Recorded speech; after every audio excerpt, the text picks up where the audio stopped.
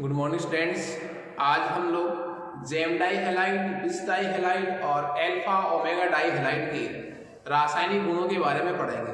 पिछली क्लास में हमने डाई हैलाइडों के विचलन, उनके भौतिक गुण, उनका नामकरण और उनमें समायता को पढ़ा था। आज हमारा जो टॉपिक है वो है डाई हैलाइडों के रासायनिक गुण, जिसमें चाहे जेम डाई हैलाइड हो, चाहे बिस डाई हैलाइड हो, चाहे अल्फा ओमेगा डाई हैलाइड हो। कुछ अपने सिलेबस में रिएक्शन है, जैसे जल अपघटन है, विहेलोजनीकरण है, विहाइड्रोहेलोजनीकरण है। इन तीन अभिक्रियाओं को अपन इसमें डिस्कस करेंगे। तो हमारा आज का जो टॉपिक है वो है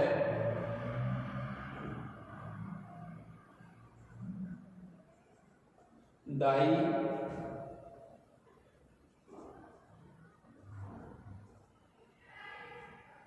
हैलाइड के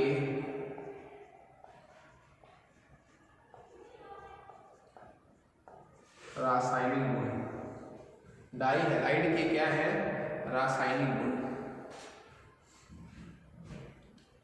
डाई हैलाइडों के रासायनिक गुणों में फर्स्ट हमारा है वो है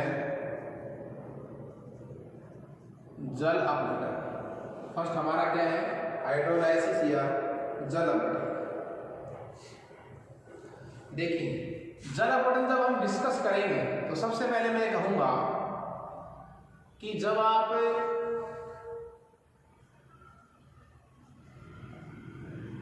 जेम डाई हैलाइड किसका जल अपघटन करेंगे? Gem di halide. Gem di halide का जब आप जल अपघटन करेंगे तो क्या प्राप्त होगा पहले आप देखिए। मैं सबसे छोटा फॉर्मूला ले लेता हूं।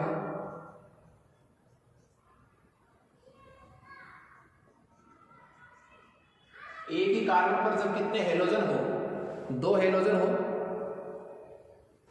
तो दो हेलोजन में रख दिए कि कार्बन पर, इसका क्या करवाएं? जल अपघटन। KOH एक्वस जलीय KOH है, क्षारीय जल अपघटन भी कह सकता हूं।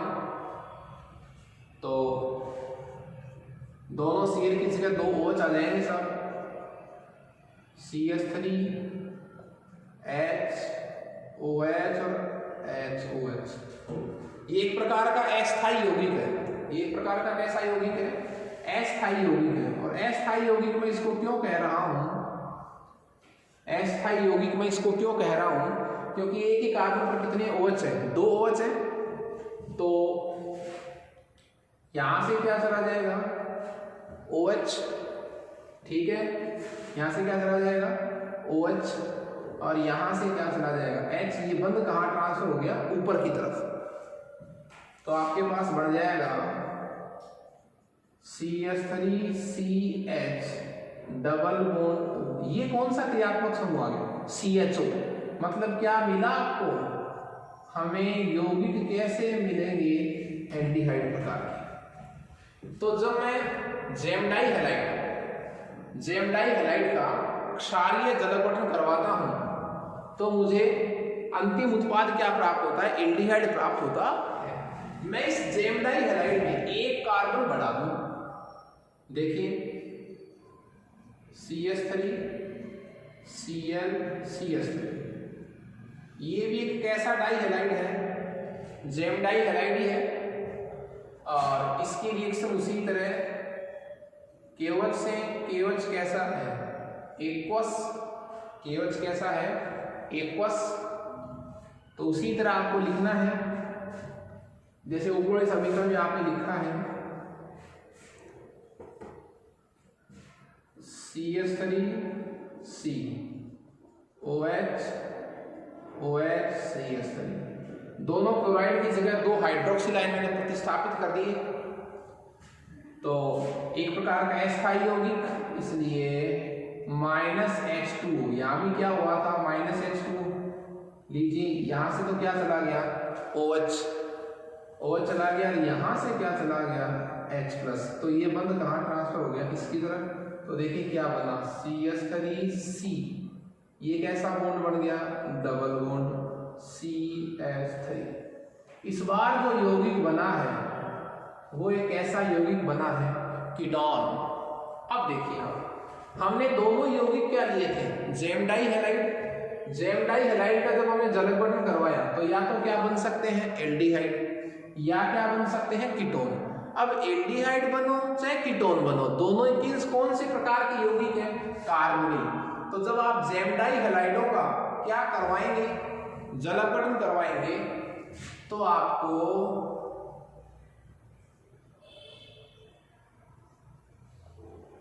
क्या प्राप्त होंगे? कार्बोनिल यौगिक। आपको क्या प्राप्त होंगे? कार्बोनिल यौगिक।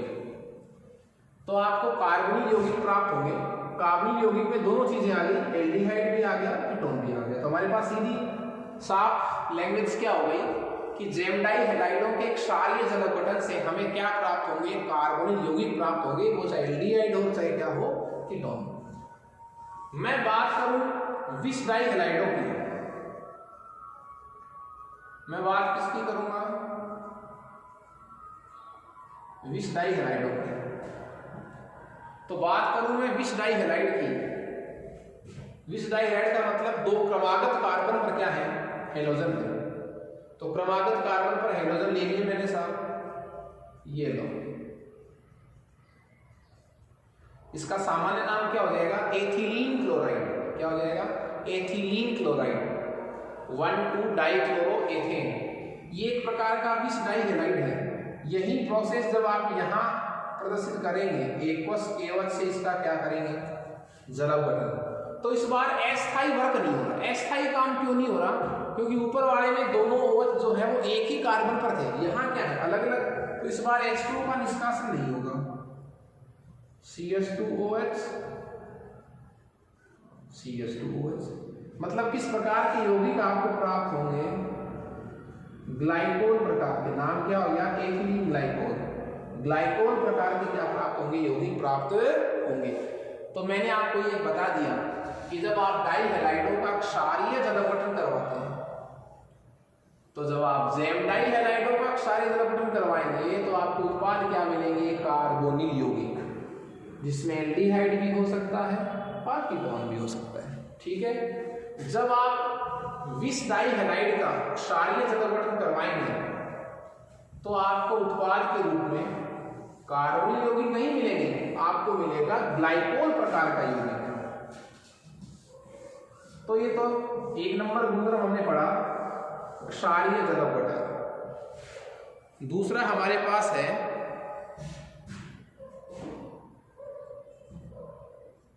विहाइड्रो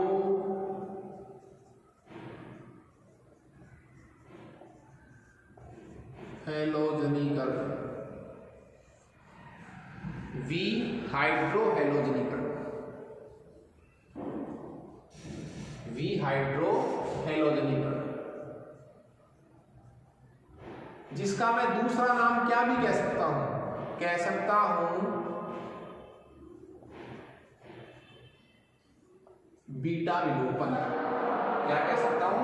बीटा विलोपन।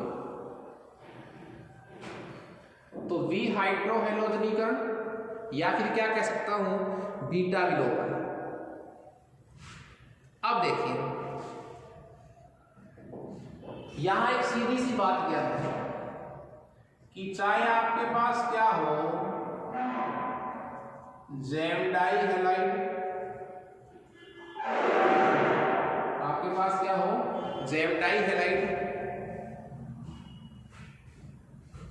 और उसका जब आप V का मतलब तो क्या होता है? बाहर जाना। V का मतलब बाहर जाना, हाइड्रोजन का बाहर जाना और हेलोजन का बाहर जाना। तो HX बाहर चला गया, HX, और HX का बाहर जाना क्या है? विलोपन, क्योंकि अणु बाहर जा रहा है। बीटा विलोपन क्यों है? क्योंकि हाइड्रोजन जो बाहर जाएगी वो बीटा कार्बन से जाएगी। किससे जाएगी? बीटा कार्बन से। अब जेम डाई हैलाइड हो, सबसे पहले हम ले रहे हैं एक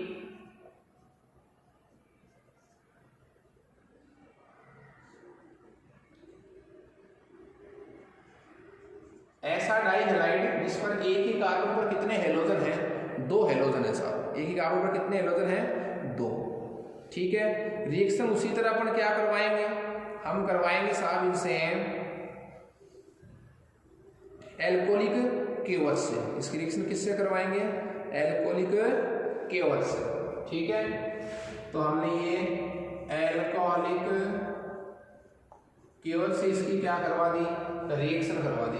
ठीक है, तो देखो ये कौन सा कार्बन हो गया अल्फा और ये कौन सा कार्बन हो गया बीटा। अल्फा किसको बोला है, जिससे कौन जुड़ा हुआ है, हेलोजन।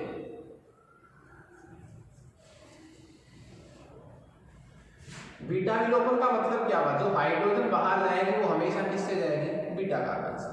अब देखो अल्फा कार्बन से हेलोजन, ये सब साफ चला गया क्या, हेलोजन। CH3 को मैं ऐसे लिख सकता हूं CH2H लिख सकता हूं। तो यहां से Cl और यहां से क्या चला गया H, ये बंद कहां ट्रांसफर हो गया, ऊपर की तरफ। ठीक है, तो एक HCl बाहर चला गया। उसी तरह कितने HCl बाहर चले जाएंगे, 2। अब क्या बन गया, फिलहाल बन गया CH2, एक H तो चला ही गया। ये बॉन्ड कैसा हो गया, डबल CHCl। फिर से उसी तरह पर क्या करवाएंगे इसका, उसी तरह इसकी रिएक्शन किससे करवाएंगे, एल्कोहलिक केवल से। ये वही अल्फा और ये वही क्या हो जाएगा बीटा, 2 बार बीटा विलोपन होगा इसका। तो यहां से क्या हो जाएगा हेलोजन। CH2 को मैं ऐसे लिख सकता हूं CHH, यहां से कौन चला जाएगा H, ये बंद कहां ट्रांसफर हो गया, ऊपर की तरफ। तो क्या बन गया CH ट्रिपल बॉन्ड CH। किस प्रकार के यौगिक आपको प्राप्त हो गए, एल्काइन प्रकार के यौगिक आपको प्राप्त हो गए। तो मैं ये कह सकता हूं कि जेम डाई हैलाइडों के बीटा विलोपन से या बी हाइड्रोहेलोजनीकरण से किस प्रकार के यौगिक आपको प्राप्त होंगे, एल्काइन प्रकार के यौगिक आपको प्राप्त होंगे। मैं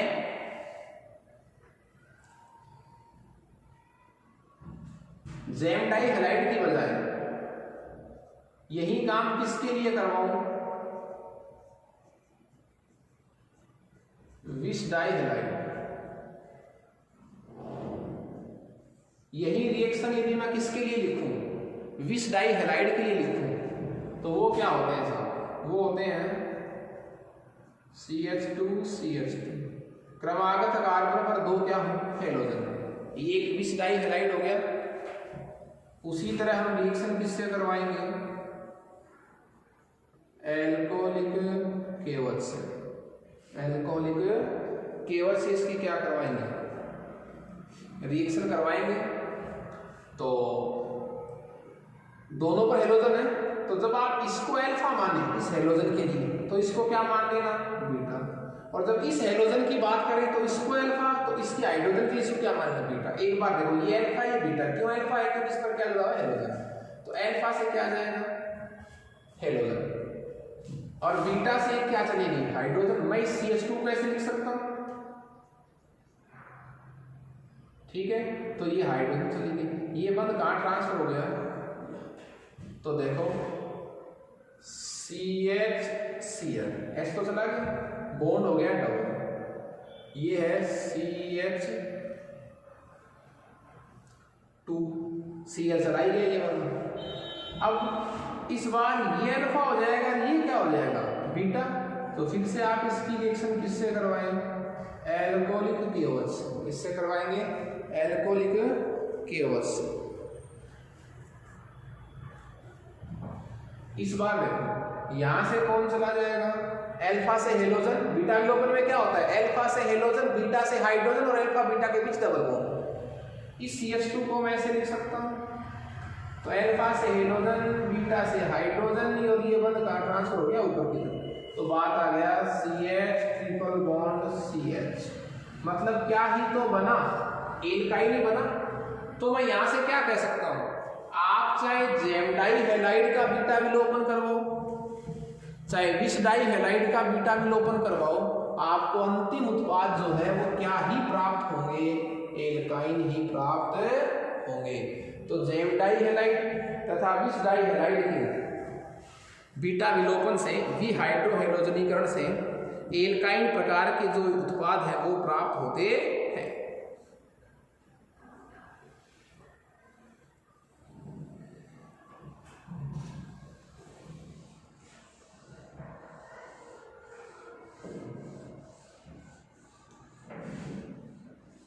फिर 3 नंबर गुणधर्म की बात करें, विहेलोजनीकरण, इस बार सिर्फ कौन बाहर जाएगा? हेलोजन। हेलोजन बाहर जाएगा। तो हमारा तीसरा जो गुणधर्म है वो है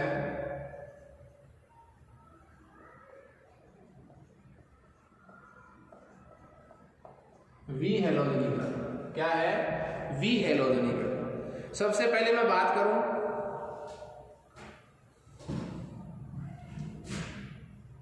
जेम डाइहैलाइड लूं तो CH3 CH, एक Cl और 2 Cl, ठीक है साहब, जेम डाइहैलाइड हो गया। इसके दो अणु होंगे और किसकी उपस्थिति में रिएक्शन करेंगे?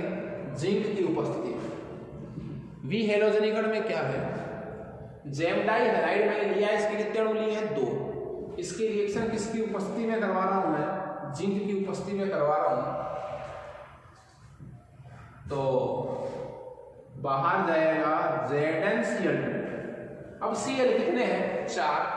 तो जिंक कितने लेने पड़ेंगे आपको? 2। एक जिंक की वैलेंसी कितनी होती है? 2, तो 2, 4 के लिए 2, तो ये क्या हो जाएगा? -2 ZnCl2, ठीक है। ये सब बाहर चले गए, ये तो दोनों को कनेक्ट कर दो आप, तो ये बन जाएगा CH3CH डबल बॉन्ड CH3, ठीक है। ये इस तरह बाहर गए Cl2। तो फिर ये डबल बॉन्ड कहां से बनाई? डबल बॉन्ड के लिए 4 इलेक्ट्रॉन कहां से आए? ये आए साहब जिंक ने त्यागे। एक जिंक ने 2 इलेक्ट्रॉन त्यागे और 2 जिंक ने कितने इलेक्ट्रॉन त्यागे? 4। तो 4 से कितने बंध बन गए? 2। तो क्या प्राप्त हो गई? एल्कीन। अब देखो आपने क्या लिया था? जेम डाइहैलाइड। आपने क्या लिया था? जेम डाइहैलाइड। जेम डाइहैलाइड आपने लिया था, तो जेम डाइहैलाइड से कितने कार्बन की एल्कीन मिली है? आप विशेषता देते हैं दुगने कार्बन की। दुगने कार्बन की क्या प्राप्त हुई है? एल्कीन प्राप्त हुई है। आपने जो जेम डाइहैलाइड लिया था उसमें कितने कार्बन है? 1 और 1 2, 2 के 2 टुकड़े लिए। इस बार आपको कितने की एल्कीन मिली है? 4 कार्बन की एल्कीन मिली है, ठीक है। उसके बाद मैं बात करूं विष डाइहैलाइड। ये तो थी कहानी किसकी? जेम डाइहैलाइड। विष डाइहैलाइड का एग्जांपल लूं CH2CH2Cl। ये क्या ले लिया मैंने? ये ले लिया मैंने विष डाइहैलाइड। ये क्या ले लिया मैंने? विष डाइहैलाइड। और विष डाइहैलाइड की रिएक्शन उसी तरह मैं किससे करवाऊंगा? जिंक से। तो इस बार भी बाहर कौन जाएगा? ZnCl2। ये दोनों Cl इसी तरह बाहर जाएंगे सब, लेकिन जिंक कितने इलेक्ट्रॉन त्यागेगा? 2। तभी तो किस में चेंज होगा? जिंक +2 में 2 Cl है ही, तो क्या बन जाएगा? ZnCl2। तो CH2 डबल सिंगल तो है ही और CH2, ये बन गया जिंक द्वारा त्यागे गए इलेक्ट्रॉन से। तो ये क्या बन गया? एल्कीन। तो एक बात तो आप देखिए कि चाहे आप जेम डाइहैलाइड का विहेलोजनीकरण करवाओ और चाहे आप विष डाइहैलाइड का विहेलोजनीकरण करवाओ, आपको उत्पाद के रूप में तो क्या ही मिलेंगे? एल्कीन ही मिलेंगे। तो डिफरेंस क्या है? डिफरेंस ये है कि इस एल्कीन में दुगने कार्बन की एल्कीन थी और इस एल्कीन में कार्बन कितने हैं? समान। समान का मतलब इसमें कितने कार्बन है? 2। आपने अभिकार में कितने कार्बन के लिए? 2 कार्बन का। तो जेम डाइहैलाइडों के विहेलोजनीकरण से दुगने कार्बन की एल्कीन प्राप्त होती है, जबकि विष डाइहैलाइडों के हेलोजनीकरण से समान कार्बन की एल्कीन प्राप्त होती है। तो मैं यहाँ क्या लिखूंगा? समान कार्बन की, ठीक है। उसके बाद चलो एक बात अपन कर लेते हैं अल्फा ओमेगा डाइहैलाइड की। मैं क्या लूँ? एक alpha omega dihalide. Alpha omega dihalide. तो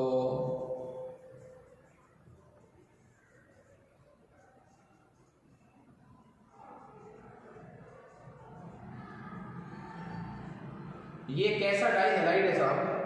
ये है alpha omega dihalide, alpha omega dihalide, alpha omega dihalide, जिसमें जो दोनों हैलोजन है वो सिरों पर उपस्थित होते हैं, कहीं कोई दिक्कत नहीं है। उसी तरह रिएक्शन किससे? जिंक से। वही ZnCl2 की तरह क्या बाहर चला जाएगा? ZnBr। यहां से दोनों एक Br दो Br, लेकिन जिंक 2 इलेक्ट्रॉन त्यागेगा। उन 2 इलेक्ट्रॉन से यहां क्या बन जाएगा? बंध। किसके बीच में? इस कार्बन के और इस कार्बन के बीच क्या बन जाएगा? बंध बन जाएगा। बंध के लिए कितने इलेक्ट्रॉन चाहिए? 2। वो कहां से आएंगे? जिंक से। तो लिख दीजिए CH2 CH2 CH2 CH2 CH2 और ये बन गया सर। तो क्या बन गया?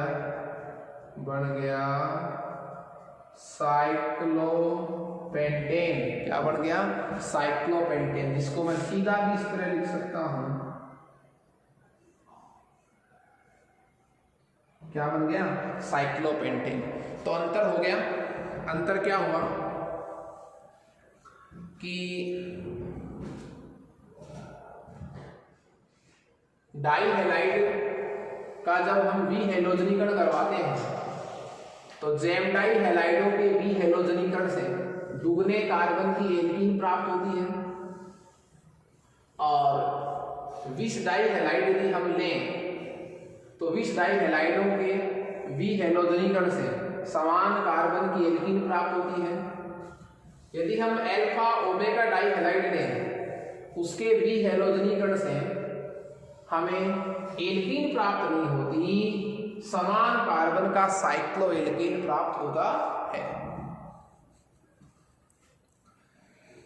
मोनोहेलो एल्केन व डाई हेलो एल्केन के उपयोग की बात करूं तो कुछ उपयोग हैं, जैसे एथिल क्लोराइड का उपयोग तो टेट्रा एथिलेट बनाने में, एथिल क्लोराइड का उपयोग किसमें? टेट्रा एथिलेट बनाने में किया जाता है। और एथिल व मेथिल क्लोराइड का उपयोग प्रशीतक पदार्थों के रूप में, निश्चेतक पदार्थों के रूप में किया जाता है। डाई हैलाइड यौगिकों का जो उपयोग है वो रबर बनाने में भी किया जाता है। वाइनिल प्रकार के जो रबर होते हैं उनको बनाने में किया जाता है। अब हमने देखिए मोनो हेलो एल्केन को पढ़ा था, डाई हेलो एल्केन को पढ़ लिया, ठीक है। इसके बाद हमारा एक टॉपिक शेष रहता है और वो होता है हेलो एरीन। जिस प्रकार हमने हेलो एल्केन को पढ़ा है उसी प्रकार हम किसको पढ़ेंगे? हेलो एरीन को। हेलो एल्केन में और हेलो एरीन में मूलभूत फर्क क्या है कि हेलो एल्केन में हेलोजन परमाणु एल्केन का हटता है, एल्केन में आता है, और हेलो एरीन में हेलोजन परमाणु एरीन में आता है। एरीन का नाम होता है बेंजीन, ठीक है। तो जब बेंजीन का एक हाइड्रोजन परमाणु हेलोजन परमाणु द्वारा प्रतिस्थापित होता है तो बनने वाला यौगिक क्या कहलाता है? हेलो एरीन या एरिल हैलाइड, जिसको मैं सामान्य भाषा में कहूं। तो अब हम इस टॉपिक में बात करेंगे हेलो एरीन की।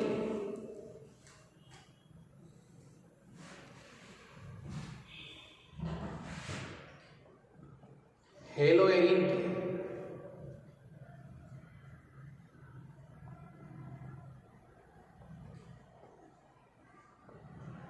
हेलो एरीन, जिसका सामान्य नाम क्या है? Aryl halide. सामान्य नाम क्या है जिसका? एरिल हैलाइड, ठीक है। वैसे हेलो एरीन ही सामान्य है और वही क्या है? आईपीएसी। मान लिया आईपीएसी ने, पर प्राचीन नाम क्या है इसका? Aryl halide, okay. अब देखिए आप, जब एरीन, एरीन का मतलब बेंजीन, बेंजीन का एक हाइड्रोजन परमाणु चला जाए, एक हेलोजन परमाणु आ जाए, तो बनने वाला यौगिक क्या कहलाता है बताओ? Hello arene. ये एरिल और ये क्या हो गया? हैलाइड। तो एरिल हैलाइड, ठीक है। ये तो क्या हो जाएगा? एरिल C6H5, X क्या हो जाएगा? Aryl halide. और यदि सामान्य की बात, आईपीएससी की बात करें तो नाम क्या हो जाएगा? Hello arene. इसमें 2 हेलोजन परमाणु भी जा सकते हैं, तो 2 हेलोजन भी आ सकते हैं, 2 हाइड्रोजन जा सकते हैं, 2 हेलोजन आ सकते हैं, एक और लग जाएगा हेलोजन, वो चाहे ऑर्थो पर लगाओ, चाहे पैरा पर, चाहे काहे पर लगाओ, मेटा पर, ठीक है। तो एरिल हैलाइड का फिक्स फॉर्मूला हमारे पास आ गया है कि बेंजीन में क्या लगा हुआ हो जब एक हेलोजन परमाणु, तो ये क्या कहलाएगा? Hello arene. जैसे ब्रोमो बेंजीन, क्लोरो बेंजीन, और सामान्य की बात करूं तो एरिल हैलाइड, ठीक है। अब मैं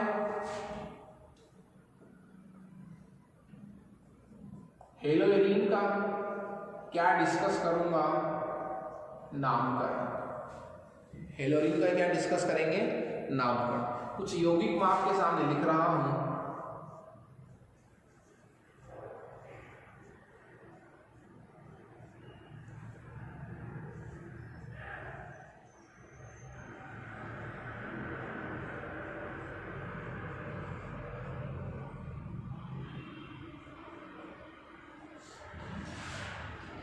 इसमें सभी प्रकार की वैरायटी आपके पास आ जाएंगी,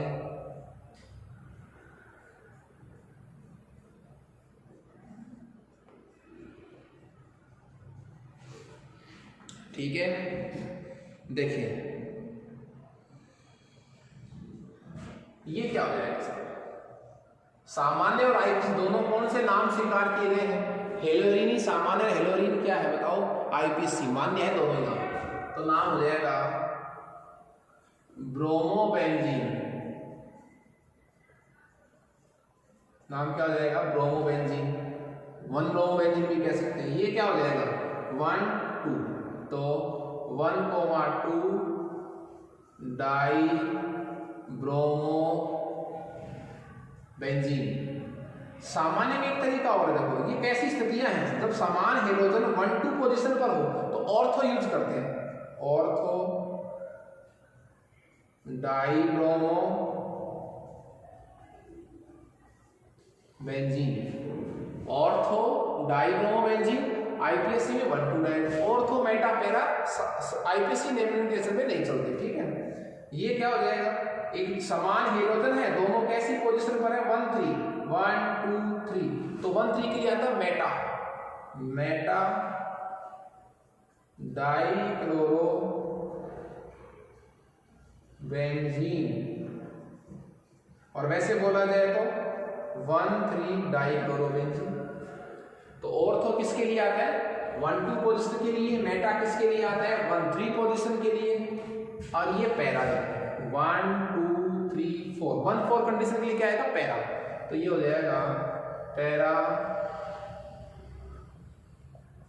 डाई क्लोरो बेंजीन। और पैरा की जगह मैं आईपीएससी में क्या लिखूंगा? 1,4 die chloro benzene. Okay. Ortho meta para कब नहीं आएंगे? जब ये समान होंगे। इसमें नाम क्या हो गया? 1 2 3, ब्रोमो बी से स्टार्ट होता है, क्लोरो सी से स्टार्ट होता है, तो 1 ब्रोमो 3 क्लोरो बेंजीन। तो ये हेलो एरीन के कुछ क्या थे? सामान्य नाम थे, आईपीएससी नाम थे। नेक्स्ट क्लास में हम हेलो एरीन में CX बंध की प्रकृति को पढ़ेंगे, जैसे हमने हेलो एल्केन में पढ़ा था। Okay, thanks students.